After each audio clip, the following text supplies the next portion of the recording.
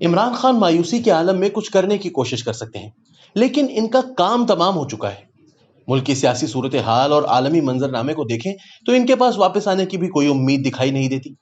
وہ 70 سال کے ہو چکے ہیں، انتہائی خود پسند ہیں اور اپنے افسوسناک انجام کے خود ذمہ دار ہیں۔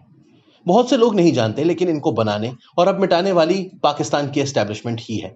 اپنے فروری 1995 کے شمارے میں ہیرلڈ رسالے نے لکھا تھا کہ پاکستان کی طاقتور اسٹیبلشمنٹ کے کلیدی کردار ذرائع کے مطابق اس گروپ کو تیسری نہیں بلکہ دوسری قوت کے طور پر دیکھتے ہیں، اور عمران خان کو نواز شریف کا متبادل ایک نئی پی پی پی مخالف قوت کے طور پر دیکھا جا رہا ہے، اگر شریف اور ان کی مسلم لیگ یہ نہ کر پائے۔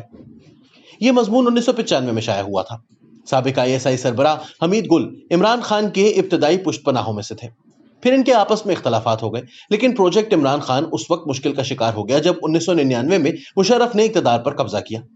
مشرف اقتدار پر لمبے عرصے کے لیے قابض رہنا چاہتے تھے اور انہیں عمران خان کی ضرورت نہیں تھی، لیکن پھر بھی عمران خان نے ایک آرمی چیف کی ایک شدید دھاندلی زدہ ریفرنڈم میں بھرپور حمایت کی۔ عمران نے دہشت گردی کے خلاف جنگ کی بھی حمایت کی، لیکن جب مشرف نے انہیں 100 سیٹیں دینے سے انکار کیا تو وہ ان کے خلاف ہو گئے۔ جو لوگ اس وقت عمر میں بہت چھوٹے تھے انہیں شاید میری بات کا یقین نہیں آ رہا ہوگا، وہ یہ ویڈیو دیکھ سکتے ہیں جس میں عمران خان دہشت گردی کے خلاف جنگ کی حمایت کر رہے ہیں اور پرویز مشرف کے حق میں بول رہے ہیں۔ US can bring about a peace dialogue is going to frankly achieve nothing, as it hasn't done in so many years. But had Pakistan been in India's position now, threatening as India is doing, the whole world would have been sort of on Pakistan's head.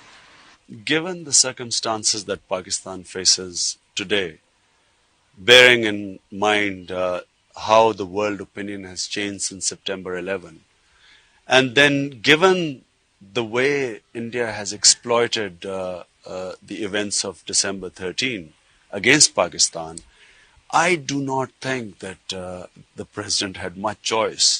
I think in the circumstances, this is the best he could have done.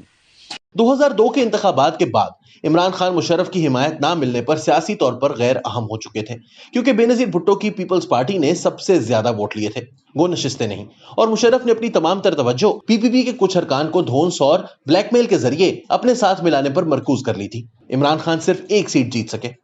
برطانوی اخبار دی guardian کی ایک report کے مطابق مشرف کے principal secretary Tariq عزیز نے عمران خان کو کہا تھا کہ اگلی بار وہ یہ ایک سیٹ بھی نہیں جیتیں گے۔ 2002 سے 2007 تک عمران خان صرف ٹی وی سکرین پر زندہ تھے، وہ بھی چند دوست اینکرز کی مدد سے۔ نواز شریف جلا وطنی میں تھے اور بے نظیر نے خود کو بلا شبہ سب سے مقبول لیڈر کے طور پر منوا لیا تھا، گو کہ وہ بھی ملک سے باہر تھے۔ عمران کہیں نہیں تھے۔ نومبر 2007 میں جب وہ پنجاب یونیورسٹی میں وکلا تحریک کے حق میں بات کرنے کے لیے گئے تو وہاں انہیں جماعت اسلامی کے حامیوں نے بری طرح زد و کوب کیا، اور جنرل پاشا نے اپنی ناکامی سے توجہ ہٹانے کے لیے میمو گیٹ کی کہانی گھڑ لی۔ حقیقت یہ ہے کہ پاکستانی فورسز ایبٹ آباد میں گھس آنے والے ہیلی کاپٹرز کا سراغ نہیں لگا سکی تھی۔ انہیں ایک بلی کا بکرا چاہیے تھا اور وہ تھی پی پی پی۔ یہ ایک بے سر پیر کی کہانی تھی جس کے مطابق ایک سی آئی اے ایجنٹ حسین حقانی کو ایک مبہم شہرت کے حامل پاکستانی امریکی کاروباری شخص منصور اعجاز کے ذریعے ایک سینئر امریکی فوجی عہدے دار تک رسائی حاصل کرنا پڑی، وہ کہ جنرل پاشا کو بعد میں زرداری سے معافی مانگنا پڑی، لیکن کہانی عوام میں چلتی رہی۔ عمران خان نے جنرل پاشا کی مدد اکتوبر 2011 میں لاہور میں ایک جلسے میں اس میمو گیٹ سازش کے بارے میں انکشاف کرتے ہوئے کی۔ اسی دوران عمران نے امریکیوں سے تعلقات بنائے اور نومبر 2011 میں پاکستان میں امریکی سفیر کیمرون منٹر سے ملاقات کی۔ سنڈے ٹائمز نے رپورٹ کیا، گو کہ بعد میں اس کی تردید بھی کی گئی تھی کہ اس ملاقات میں جنرل پاشا بھی موجود تھے۔ یوں جنرل حمید گل کے لگائے پروجیکٹ عمران کو 2011 میں ایک نئی زندگی ملی۔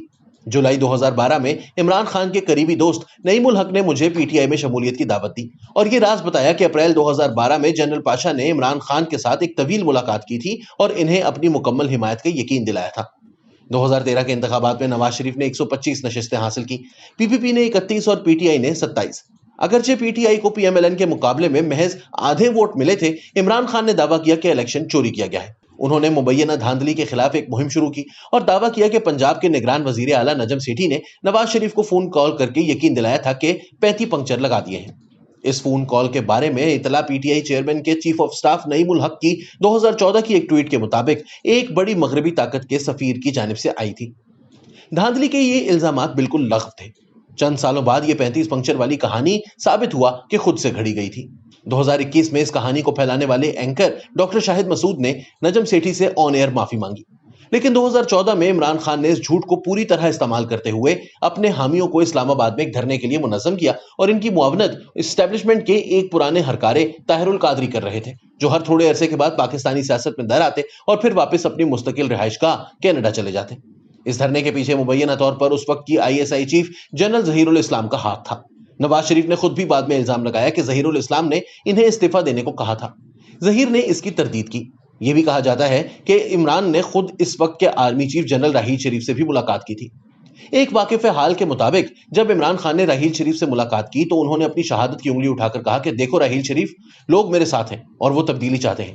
جنرل راحیل شریف اس پر نالا ہوئے اور انہوں نے ظہیر الاسلام کو کہا کہ وہ یہ دھرنا ختم کریں جس کے دوران عمران خان کے حامیوں نے پارلیمان پر بھی حملہ کیا تھا۔ اگرچہ نواز شریف انہیں نکالنے کی اس کوشش میں بچ نکلے، لیکن اسٹیبلشمنٹ میں بہت سے لوگ صرف دوبارہ حملے کے وقت کا انتظار کر رہے تھے۔ سی پیک پر کس کا کنٹرول ہوگا، اس پر شکوک و شبہات پیدا ہوئے اور اس سے نواز شریف اور اس وقت کی اعلیٰ فوجی قیادت میں شدید اختلافات ہوئے۔ ایک سابق سفیر جو اب اکثر ٹی وی پروگرامز میں موجود ہوتے ہیں نے مجھے بتایا تھا کہ راحیل شریف نے نواز شریف کو کہا تھا کہ انہیں فیلڈ مارشل بنا دیا جائے، لیکن نواز شریف نے انکار کر دیا۔ جب اپریل 2016 میں پیناما پیپرز ریلیز ہوئے تو نواز شریف کی بیرونی کمپنیوں کے انکشافات نے ان کے مخالفین کو ایک بڑا موقع فراہم کر دیا۔ ایجنسیز اور ججز نے مبینہ طور پر نواز شریف کو ایک متحدہ عرب امارات کا اقامہ رکھنے کی کمزور بنیاد پر سزا دی۔ جولائی 2017 میں انہیں باقاعدہ نااہل قرار دے دیا گیا۔ پچھلے 5 سال میں، جن میں سے 3.5 سال عمران خان پاکستان کے وزیر اعظم تھے، نواز شریف کے خلاف کرپشن کا ایک بھی الزام ثابت نہیں ہو سکا۔